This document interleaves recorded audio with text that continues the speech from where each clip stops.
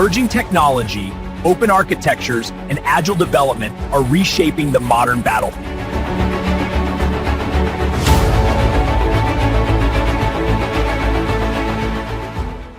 Hello, my name is Amber Corin. I'm here with 𝗘𝗺𝗃 today at AUSA 2025.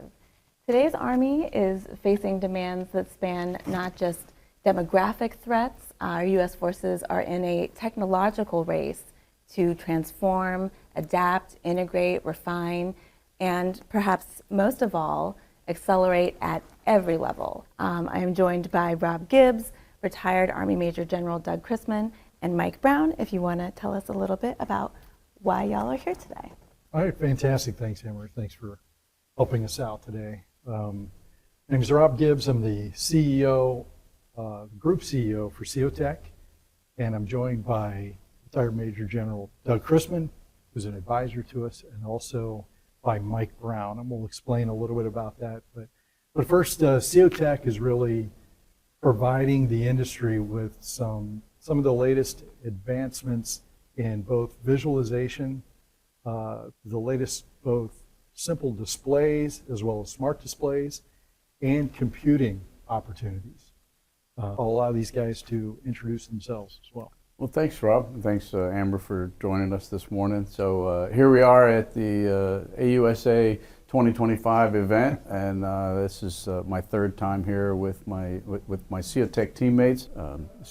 It's great to be here as part of this conversation, and look forward to our talk today. Great.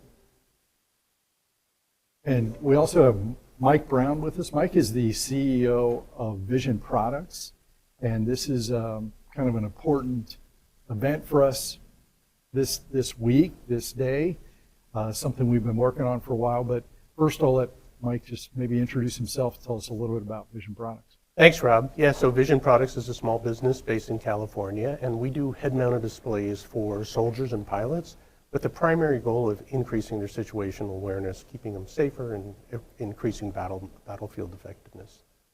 And that's really important for us because we've now entered into a little bit of a collaboration between the two companies. Because when I look at when I first met you, Mike, and saw what you guys had to offer, it was really leading edge in terms of the latest HMI for, augmented reality, virtual reality headsets. And it paired really well with a lot of the computing that we're doing today. So I think I'm excited about the partnership, interested to see where this is going to go. But I think by combining the latest technology that 𝗘𝗺𝗃 has to offer, it was a nice combination with Vision Products as well, in terms of the head-mounted displays.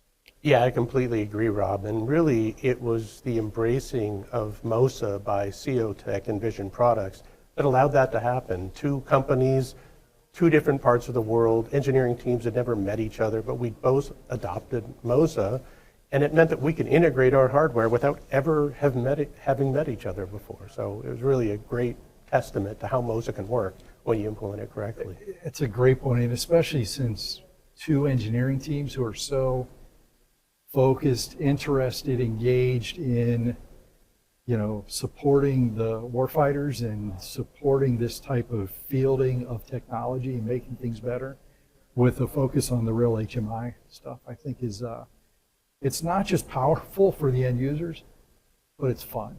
So. Sure. Well, the Army's always been lethal, and we like to say that we've had the best Army in the world for generations, and it served us well. But the Army, like any professional organization, needs to look at itself often and say, are we ready for the next fight? Not just the ability to fight tonight, but are we ready for the next fight? And how is the Army able to learn from the lessons of things like the conflict in Ukraine and other evolutions that are happening in warfare that are causing us to say, are we still organized correctly? Do we still have the right equipment? Do we still have the right approach to warfare? And the next war will be won by he who can think and decide and act faster. And so the ability to integrate and synthesize all of that information that's available on the battlefield through hundreds, if not thousands, of sensors will and then be displayed for a human decision rapidly is going to be pivotal. And so both Vision Products and 𝗘𝗺𝗃 have a stake in contributing to that, and the ability to deliver for the commander a picture that allows him or her to make decisions faster than an adversary. So I think that's clearly, you mentioned, Amber, decision dominance, and I think that is a key criteria that the Army is using to modernize and to say, to what end? Well, it's the end of making decisions faster, and display and compute and display combinations allow us, are one of the things that allows us to do that.